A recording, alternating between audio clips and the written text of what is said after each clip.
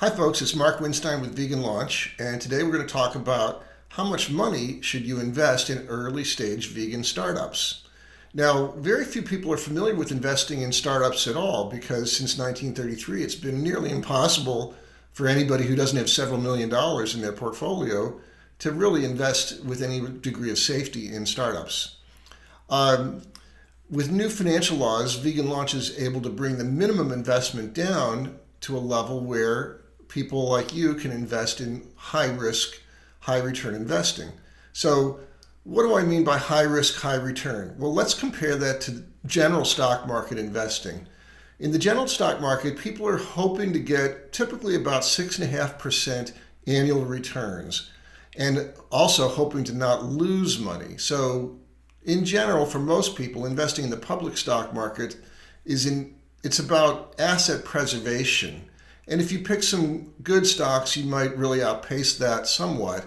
But in general, you're going to be getting relatively low returns on your investment dollar over time. But again, very much less chance of losing everything.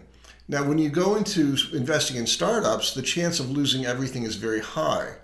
And so that's why out of your whole portfolio, you only want to take a portion that you would actually be comfortable losing entirely.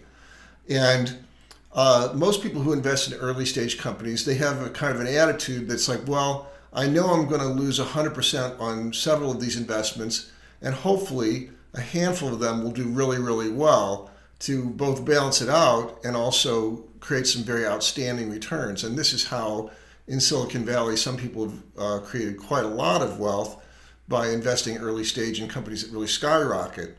Now, that's good for the high-tech Silicon Valley, but not every vegan company is going to be high-tech. And so what we do at Vegan Launch is we help you learn some of the basic fundamentals. And our goal is that by looking at these core fundamentals, even startups have core fundamentals. And if we follow those fundamentals carefully, the intention is to at least limit the total losses to a minimum. And ideally, there'll be some strong returns there and maybe even some superb returns. But in the end, the bottom line is if you want to invest in early stage companies and startups, you've got to be prepared to lose 100% and walk away from that without that affecting your overall lifestyle.